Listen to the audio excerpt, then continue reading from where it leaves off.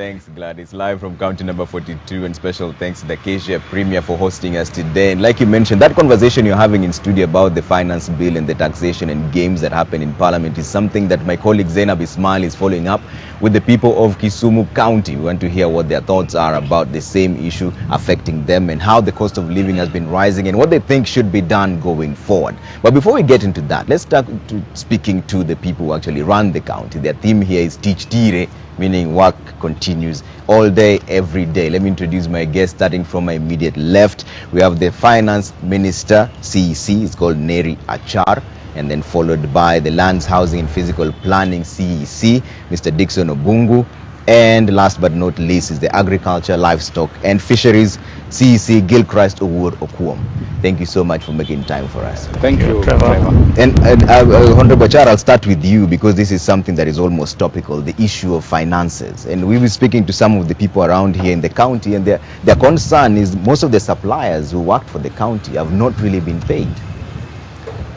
Yes, Trevor. That's when we came into the government. That was the situation, and we inherited a pending bill of about 3.5 billion because people are not. That's the amount which people are not paid, and some are dating as back as 3 years. So we did an audit and reduced that figure to about 1.8 because we were trying to get the genuine pending bills. So it came to that. And we've tried and we've made most of that payment. So we have a balance of about 700 million to pay. That's pending bills we inherited. But currently we have a system whereby we are not going to have what we call pending bills or payment delays. Yeah. We want to pay people on time. It's interesting that you should mention that about 1.8 billion of that was genuine. So almost 2 billion or roughly was money that was not supposed to be paid. What have you done to seal those loopholes then? Yeah, to seal the loopholes is that, you know, like you know what happened in this country, procurement has been an issue whereby people invoice for services not rendered or they are claiming for work which are not finished. And some also you find that procurement process were not properly followed. So that knocks off quite a number of them. Yeah. All right, Honorable Bungu, I'll come to you. And one of the issues here is that in February, the land transactions for the entire county was suspended because of fraudsters. Has that been resolved? Thank you, Trevor. That has actually not been resolved. The main reason why the transaction was stopped was to give room for the operation of land task force that the governor appointed sometimes in April. Yeah, the task force is actually investigating into the issues surrounding land transactions, the legal locations that took place some times ago. So we're trying to sanitize the land dealings in Kisumu. That's why they were suspended, and it will be resolved pretty soon once the task force has finished its work. Yeah. What have they found out so far? Are you in touch with them? Yeah, so far they've not completed their work. It's ongoing. They made a lot of progress. They've identified some of the parcels that were illegally allocated. We are right now in the process of trying to act on they're in the process of now going for a retreat to write their report so that we can act on the findings. All right. Yes. And Honorable Kwom, the fishermen we talked to are complaining of harassment, mostly in terms of double taxation, and there's also security matters, which touches on the national government. But what is the plan for the county? How far can you go to help them? Thank you so much, Trevor, for that question. Yeah. The fishermen could have been complaining about harassment, which is true, going by the Migingo case. Yeah. You are well aware about what is happening the other side of the county, where we have policemen from across the borders coming to harass our fishermen.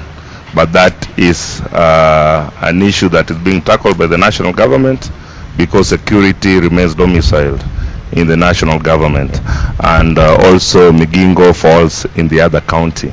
On our side, the double taxation issue is something we've raised with the national government, and we are working on legislation towards harmonization of the same, where Lake Victoria happens to be an international water body, and this makes it tricky up to some point for the county government to go beyond some point in his legislation. Yeah. So we as riparian counties are working on a legislation, a common legislation that will protect not only our water body but also our fishermen.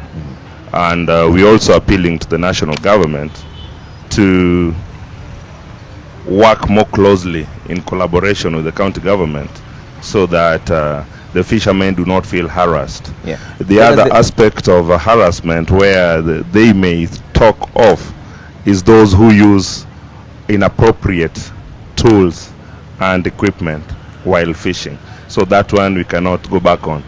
That we have to iron out in the best way that we can. Yeah. When you say legislation, what does it encompass? What does it entail? Because most people complain that most of these things are on paper, but they're not implemented. Yes, we are working on getting more reinforcement. Yeah. Part of the challenge has been on reinforcement officers. We have legislation, yes, in some areas, but then the implementation becomes, there is a setback in the implementation because of lack of adequate reinforcement officers. As a county government, we are working on employing more reinforcement officers, not only in the lake, but also within the whole county, Yeah. to reinforce what my counterpart, Neri Achar, will tell you about revenue collection. So that is some work in progress for us. All right. Before Yes. we come to revenue collection, I'd like to go to Honorable Bungu. And the main issue here is in terms of the crackdown on riparian land. What are the main challenges you're facing as a county when it comes to cracking down on this issue of riparian land and getting space allocated to the proper people and bringing down the buildings that are not supposed to be there? Okay. Trevor, we've actually started the work on identify the legal structures that are developed or constructed on the riparian land. Yeah. Already we formed a multi-agency team made up of people from my department, from the city of Kisumu, from the National Lands Commission, and also from Warma and Arnema. So they are working together. They've already identified a number of those properties and mapped them. So the next stage will be now to inform the owners of the buildings of the action that we're going to take. Yeah. And how many, what are the numbers are we looking at? How many buildings have we seen so far? They are that will be sizable affected? number. They are quite a number. Yeah. I cannot give you the exact amount because the work is still ongoing. Yeah. But we are nearly done. But some of the main complaints that we get from people like that is that they say it's the county itself that gave them the authority to actually build those structures. Yes, that's correct. That's correct. They are having that claim. But we are yet to verify if the claims are actually true Yeah. or not. But if they're true, then our officers acted acted illegally to issue permits to construct those structures. Still, we are not going to leave them just like that. We Yeah. are going to penalize the officers that acted on that, and we are also going to pull down those buildings. Okay. How long are the building owners going to be given grace period? I cannot tell you this, but not less than 90 days. Okay. Yes. All right. And Mr. Char, what are the main challenges you're facing from your department? You mentioned that there are pending bills of 3.5 billion which you inherited from the previous government. But right now, what are the challenges you're facing from the finance department? Yeah, the challenge is you realize that the whole government needs resources in terms of finance to meet its manifesto and mandate and give service to the people. And always this money is scarce, it's not enough. Yeah. Because if you realize that currently we have a budget of about 10.6 billion divided across, and you find that the main challenge we are having is the pay bill, Yeah. the salaries. That takes about 42% of our budget, which is very high. And then also another challenge is that the health department or ministry require a lot of money, and that also takes a big chunk of the budget. So the challenge is not enough resource we are getting from the national government. So we have to rely a lot on our local revenue, how much we can collect. So that's one area we are trying to address to meet most of our deficits. Yeah. And local revenue collection, have you streamlined that, or are you still losing some money?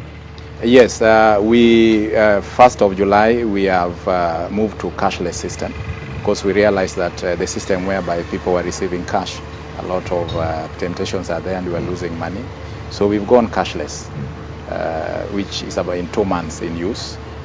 So we hope to optimize on our collection. Yeah.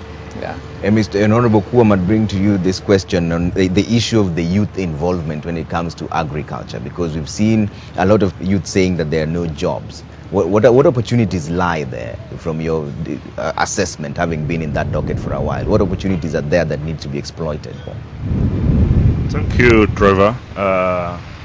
Yes, it is true that the age set or the age bracket of farmers in our county has been fairly high, and for various reasons.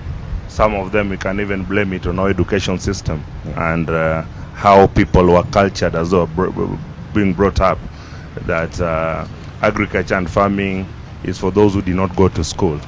And given that we're in Kisumu County, which is one of the Luo counties, you know how much treasured white-collar jobs have been over the years. So changing this culture is what we are currently doing. A number of the youth complain of no employment. I think whenever we have challenges, political challenges, you've seen the kind of vigor and the strength of youths that we have. So that is a lying potential that we are trying to tap. We are trying to tap it in various ways. One, we are encouraging the youth to form groups through which they can give their services in various sectors. Agriculture is a whole value chain. For instance, there are those who can be involved in ICT, there are those who can be involved in the transportation of the produce, there are those who can be plant operators and equipment machinery operators, all that up to the actual farmer. So it's not that everybody to be involved in agriculture must just soil their hands. Yeah. There are various opportunities which we are trying to bring the youth up in speed. But the biggest challenge has been in the software, to mean what is in the mind. That is what we are still cracking our heads on. The other bit about youth is that a number of times they get satisfied too early. We've involved them in horticulture. As you may well be aware, Kisumu County has high potential for horticultural farming. We are now moving as a department from rain-fed agriculture, which was more or less cultural. Yeah. A number of our farmers have been doing farming as a cultural rite, that at the beginning of the year you plow, you plant, and then you harvest. After that you wait for the next planting season. We are trying to put mechanisms in which we will not rely on rain-fed farming per se. Yeah. We are adopting irrigation as a way of farming, and this is where we'll have more youth involved. Yeah. There has also been that challenge where some old folk are reluctant to release their parcels of land to the youth for use in agriculture. So these are various areas we are exploring to ensure that we get the youth back with their vigor, with their energy, and with their knowledge into our farms. Would you reckon this is still work in progress, or are the youth accepting to be incorporated into the It's plan? work in progress. Yeah. They've not fully accepted, but we're using model farms. In every ward, we are creating a model farm where youth actually do it. We've used youth, we've used women groups, so that we incorporate the two. Okay. Because from what we've seen, the male folk have never been that good in actualizing whatever we do. So youth and women groups tend to be more excited or more excitable, and that is our entry point. Is there a way of financing? Because that's one of the main concerns that I get from the youth. Whenever you bring up a project, they're like, where will you get the money from? Yes, we are encouraging the youth to take loans. Yeah. A number of the financial institutions are ready to give out money, but still there's that reluctance to get money because they fear that the recovery process at times is very painful from previous experience. And also some of the institutions were expecting too much security, and we are talking to them in talking terms, especially as we engage the youth in contract farming, where whatever they do, it's a structured kind of engagement with the financial institution, with the other institutions like agrovets, who provide the seeds and all this kind of, so that the whole system is signed and we follow up. All right. Yes. Honorable Bungu, I'll come to you. And one of the main projects that Kisumu County is involved in is affordable housing for the residents there. This is almost in collaboration with the national government as well. But what is the plan for the county from where you stand? Yeah, affordable housing project, or that ambition to give our people houses has been there way back. When the government came up with this manifesto, it's actually in his manifesto. So we've done quite a lot. And when the national government came up with the idea of affordable housing, so we are trying to ride on that. Already there are a lot of interest that have been expressed by developing partners. Before I came for this interview, I was talking to somebody who is keen, a group of people who are keen to develop houses here in Kisumu. So we are going to put them in estates which are old, estates like Lumumba, Arena. Those are the estates that we are going to have those houses, and then we are also going to have some units in other urban areas like Maseno, Ahero, Moroni, all those to cover the whole county. So already we have interested groups who want to develop the units. When I was talking to the potential investors today, they are willing and ready to put up 5,000 units.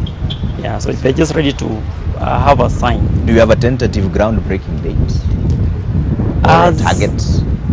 We expect it to be before the end of the year. Before the end of this year. Okay, and then one of the main other concerns that comes from that has always been financing. How do you intend to finance them? Because there has to be a value chain where there's a buyback. Are the people on the ground involved? Do they know how far this will benefit them? Are there any? Are there ways you're trying to reach out to the people out there? The proposals that we are receiving currently from the developers include that. Because they're coming up with the development financing.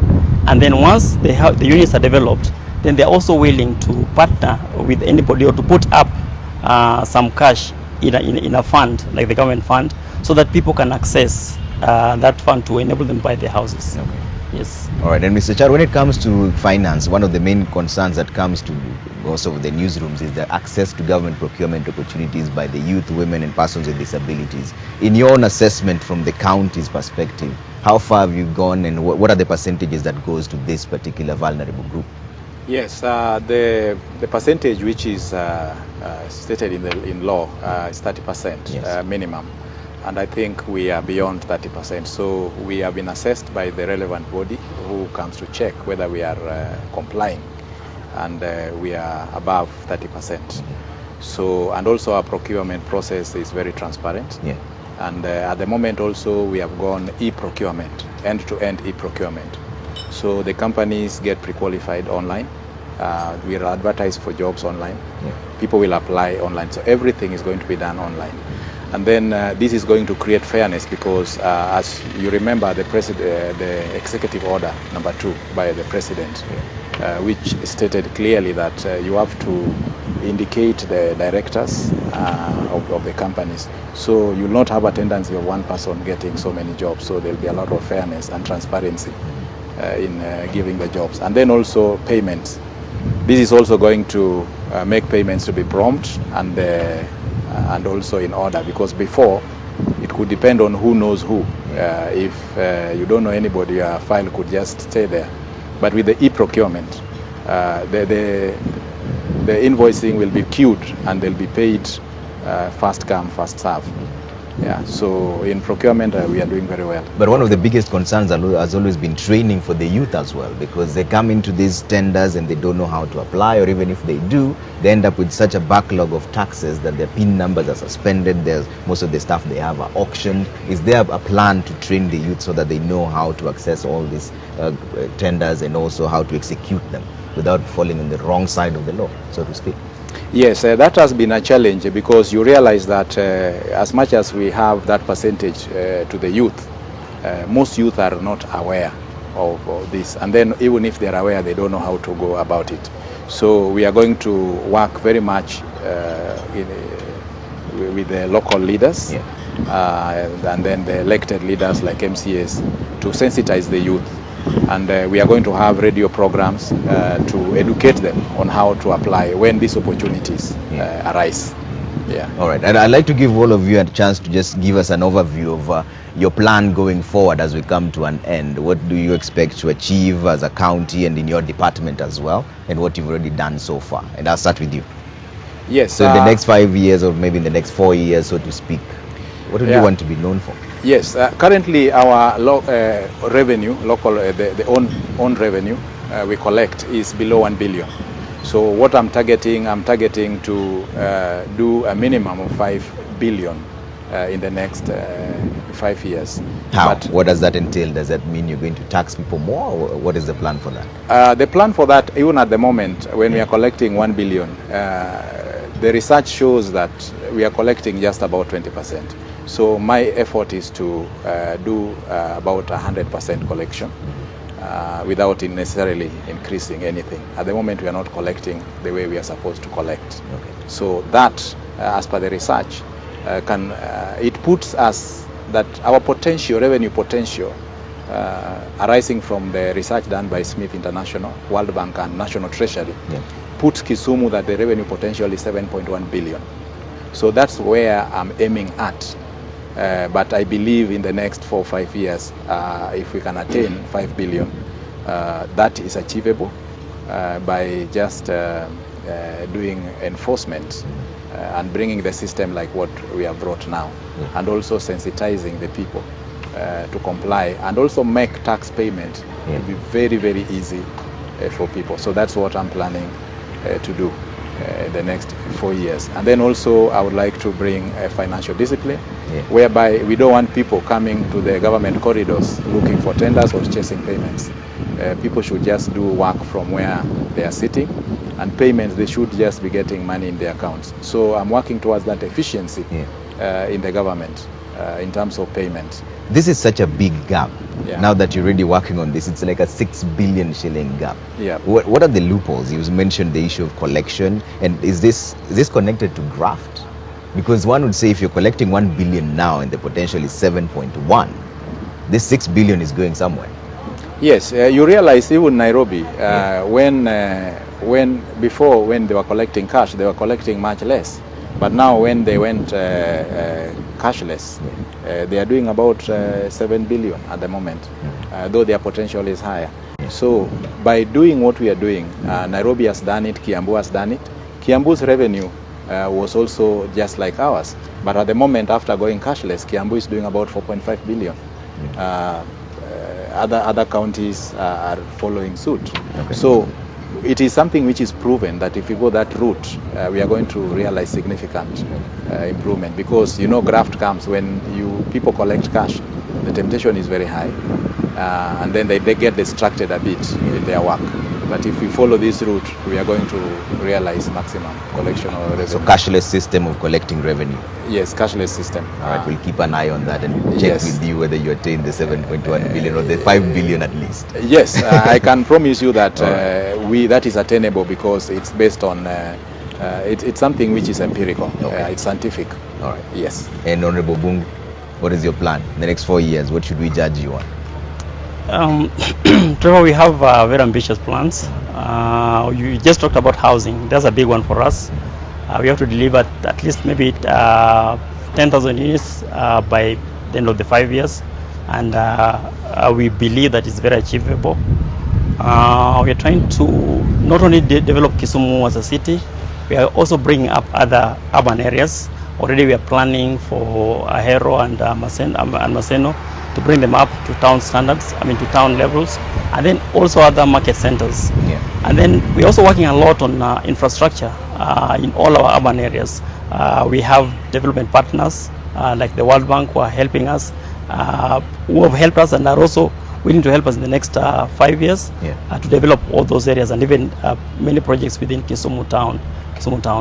Yeah, we are also working quite well. We are also working quite well to come up with a land bank within the Kisumu County, so that when investors come, they'll be able to easily access land, which has been a major impediment to many investors. So we are coming up with a land bank, and we hope that within the next 5 years we shall have achieved quite a sizable amount of land, which will make land transactions for investors much easier. With the land bank come with title deeds as well? Is that one of the areas you're looking at? Because the issue of ownership of land has been a big deal. Yes. In fact, even in the project that I was talking about, where the World Bank is helping us in informal settlement, we are making it possible for the owners or the people who are living in those areas to to process their title so that they can have a tenure for the land that they're using, and that will apply in all other areas that we are having. Okay. Yes. And Honorable Kwong? Oh yes. In the next 4 years, what should we judge you on?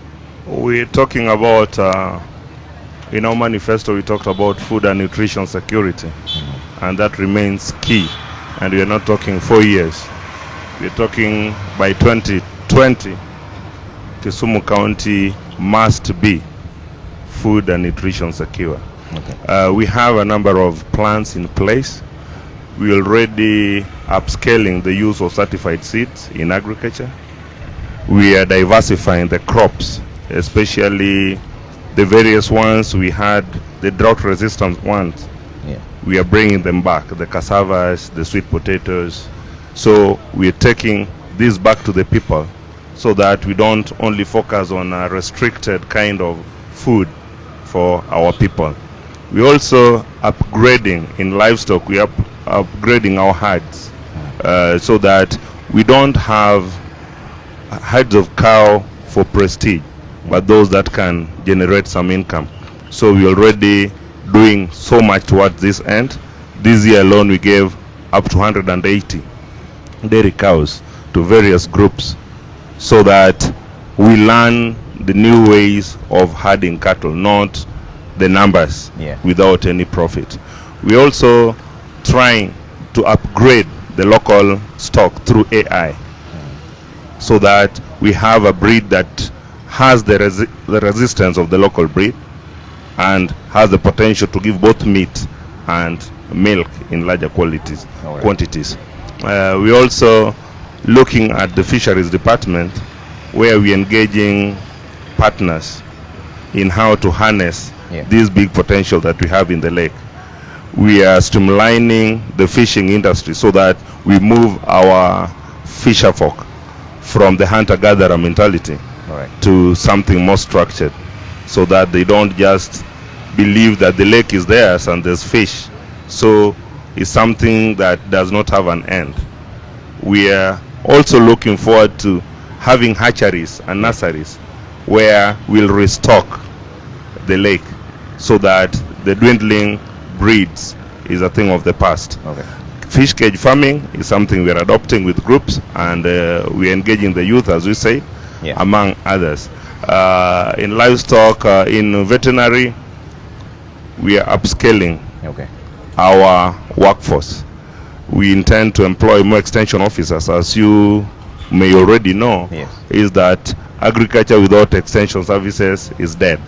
So as a county government, in this financial year, we are going to employ more extension officers so that our services are felt right up to the ward level as it should be. Both agriculture, livestock production, veterinary services, fisheries, to make us food and nutrition secure. We are also partnering with our health department to teach people how to eat. It's not making the belly full, but what does the body need?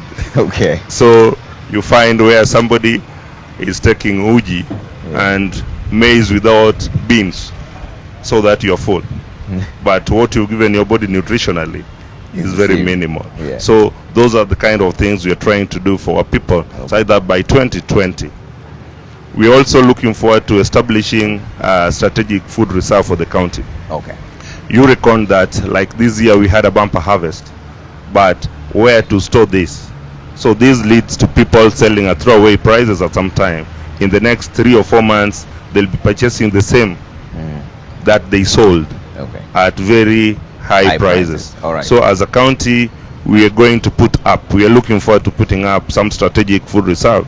If not something like our county cereals board, All right. where cereal stores where we can have our food kept after the bumper harvest that we expect. To continue. With the good agronomic practices that Yeah. we're engaging in, we'll be getting bumper harvest every year. All right, Oh, yes. gentlemen, we have to leave it there. Thank you so Thank you. much. You've had their commitments, the CECs from Kisumu County.